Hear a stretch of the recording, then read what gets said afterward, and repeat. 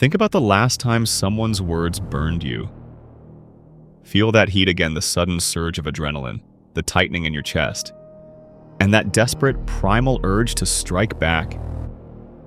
In that moment, were you a leader? Were you a man of dignity? No. You were a slave. You were a puppet.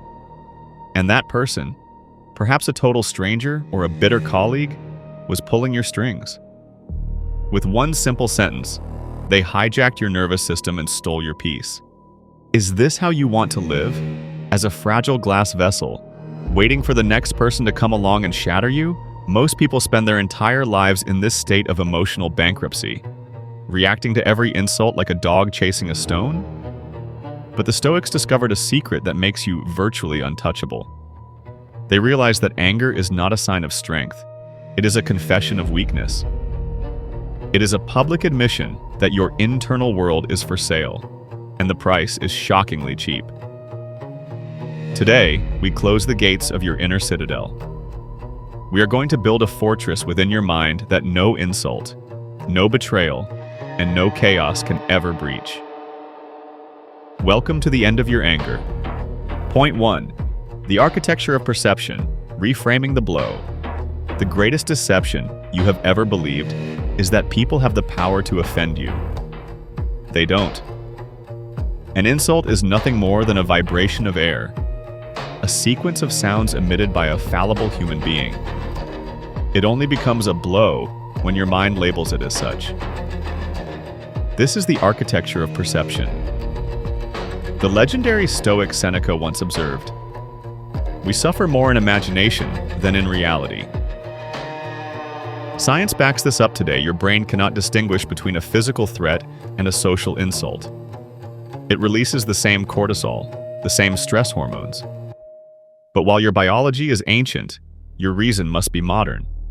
When someone insults you, they are essentially offering you a gift. If you get angry, you have accepted the gift. If you remain indifferent, the gift stays with the giver. Imagine a man standing on a beach, screaming at the ocean. Does the ocean roar back in anger? Does it feel diminished by his insults? No. It remains the ocean vast, deep, and unbothered. You must become that ocean. You need to understand that a person's rudeness is not a reflection of your worth, but a vivid map of their own internal suffering. A happy, fulfilled, and virtuous man does not spend his time trying to belittle others. Only the wounded try to wound. Only the small try to make others feel smaller. When the words come flying at you, do not catch them. Let them pass through you like ghosts. Frame the situation through the lens of a doctor looking at a patient. If a patient in a feverish delirium screams at a doctor, the doctor does not get offended. He feels pity. He recognizes the illness. The rude person in your life is mentally feverish. They are blinded by their own ego, their own insecurities, and their own ignorance. Why would you allow a person in a state of delirium to dictate your emotional state? In modern psychology, this is known as cognitive reframing. By changing the narrative of the event, you change the chemistry of your brain.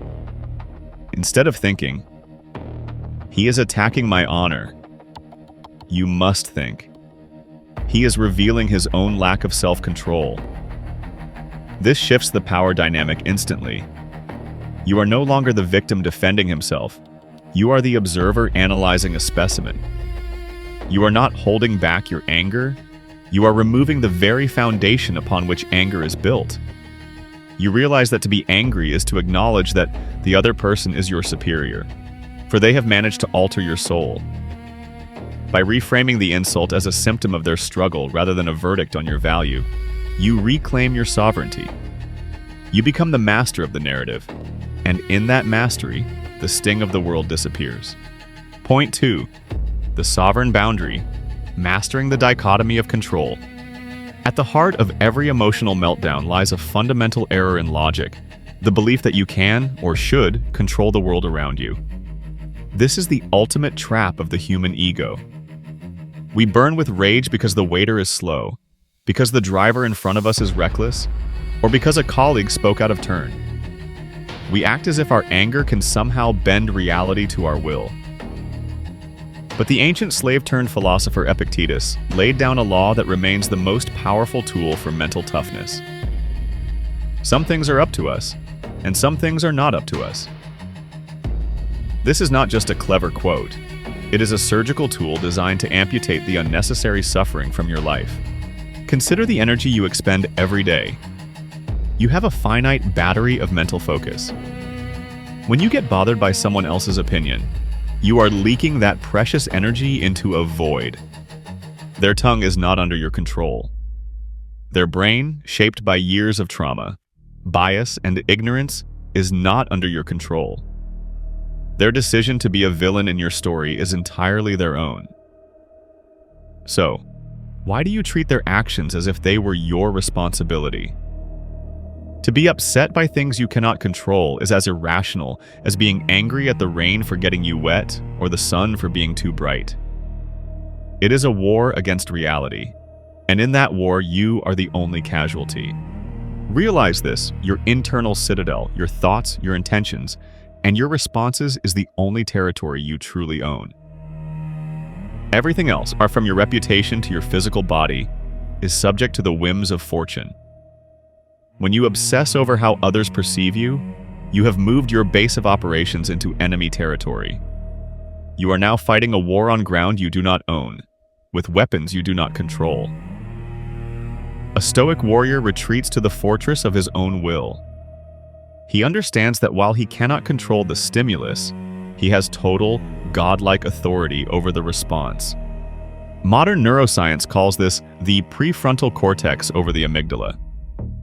Your amygdala wants to scream and flee, but your prefrontal cortex, the seat of reason, has the power to veto that impulse. When you practice the dichotomy of control, you are strengthening this neural pathway.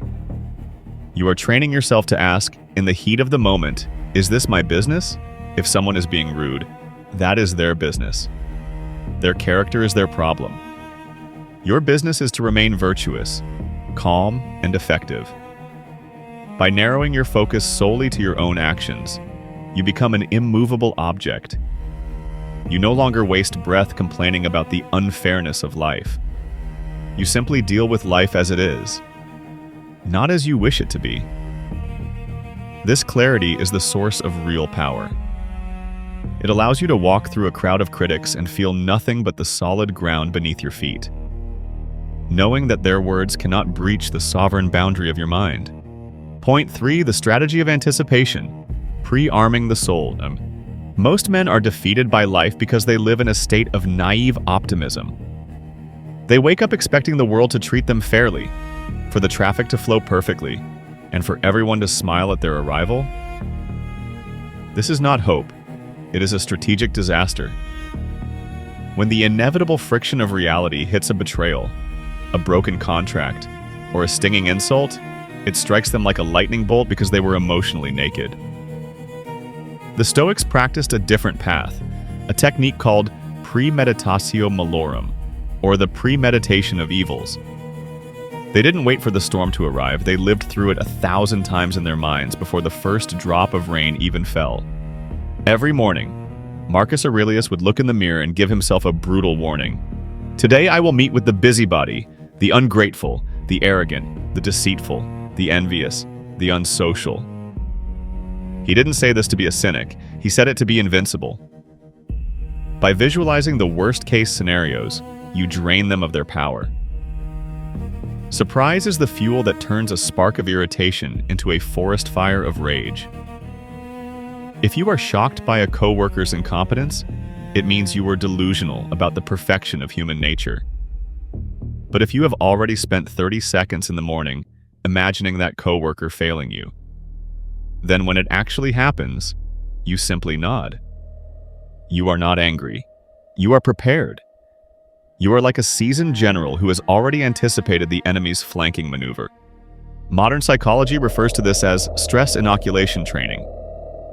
By exposing yourself to controlled doses of mental stress, you build an immunity. You are essentially vaccinating your soul against negativity. Think of your mind like a fortress.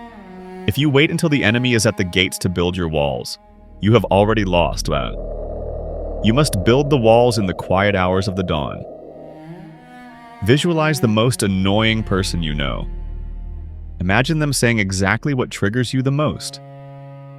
Now, in your mind, watch yourself remain silent. Watch your pulse stay steady. Feel the coolness in your veins as you refuse to take the bait. This practice changes your baseline. When you expect the world to be difficult, you stop taking its difficulties personally.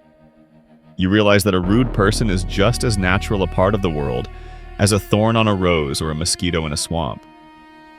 You don't get angry at a mosquito for wanting to bite, you simply protect yourself.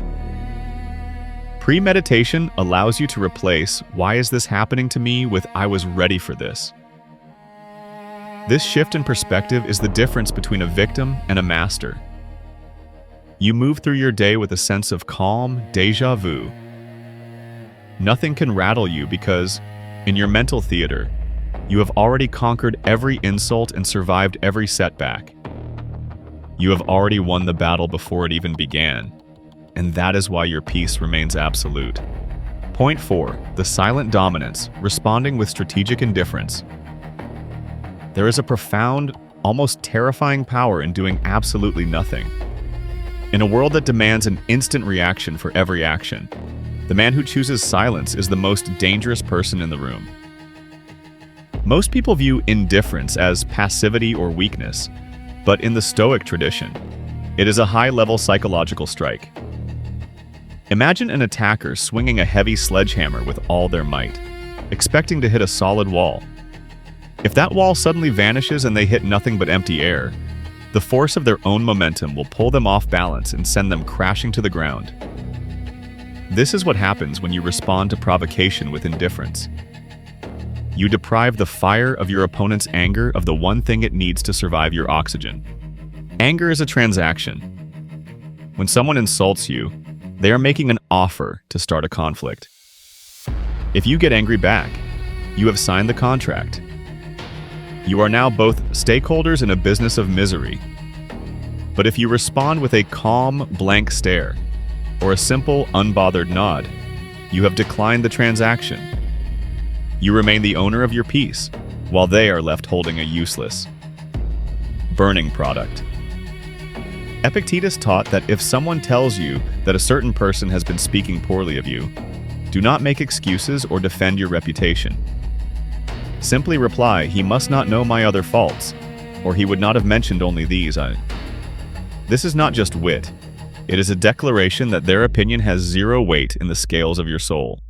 Science calls this extinction in behavioral psychology.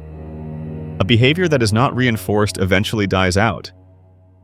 If a bully, a toxic boss, or a manipulative partner tries to get a rise out of you and repeatedly meets a wall of professional, calm indifference, they will eventually stop. You have trained them that you are not a source of emotional supply. You are a stone. You are a mountain. But indifference is not just an outward tactic. It must be an internal reality. You must truly believe that the noise coming from their mouth is as irrelevant as the barking of a dog in the distance. You don't get angry at the dog because you don't value its opinion on your character. Why then do you value the opinion of a person who is acting with less reason than a dog? Realize that their attempt to provoke you is a test of their own frustration, not a measure of your worth. When you walk away or respond with a quiet, "I see, ma," you are not losing. You are winning the only war that matters, the war for your own self-respect. You are demonstrating that your internal world is a sovereign state, and you do not allow foreign invaders to dictate its laws. This is the ultimate form of dominance, to be so secure in who you are that no external force can even ripple the surface of your tranquility. Point 5. The mental forge. Strengthening the soul through daily discipline. Stoicism is not a set of ideas you memorize for a test. It is an athletic discipline for the human spirit. You cannot expect to remain unshakable in a crisis if you have spent your life in mental comfort. Just as a soldier spends thousands of hours on the firing range so that his hands do not shake in the heat of battle, You must forge your mind in the quiet hours. This is the mental forge, the daily practice of self-awareness and self-correction. The most powerful tool in this forge is the evening review. Every night, Seneca and Marcus Aurelius would sit in silence and put their day on trial. They would ask, what did I do well? Where was I weak? What triggers did I succumb to? This is not about self-flagellation. It is about data collection. If you want to stop getting angry, you must become an expert on your own triggers. You must study yourself like a scientist studies a specimen. Do you get angry when you are tired, when you feel your ego is being challenged, when things don't go according to your rigid schedule, when you write these things down in a journal? You drag them out of the dark shadows of your subconscious and into the light of reason. You begin to see patterns, and once you see a pattern, it loses its power to control you. You move from being a reactor to being a director. Modern psychology calls this metacognition, thinking about your thinking. By journaling and reflecting, you are building a buffer zone in your mind. You are creating a split-second delay between an event and your feeling. In that delay lies your entire freedom. This discipline also involves voluntary hardship. The man who occasionally skips a meal or chooses to walk in the cold on purpose is building a reservoir of resilience. He is proving to himself that he can handle discomfort. Therefore, when someone is rude to him, he does not panic. He has already survived worse. Daily discipline is the only way to turn Stoic philosophy into a reflexive instinct. You want the Stoic response to be as natural as breathing. This requires consistency. You must wake up and set your intention. You must move through your day with mindful presence, observing your emotions without being consumed by them. And you must end your day with honest reflection. Over time, this daily work fundamentally alters the gray matter of your brain. You are literally rewiring your nervous system to prefer calm over chaos. You become a person who is not easily shaken because your foundation is built on the granite of self-knowledge.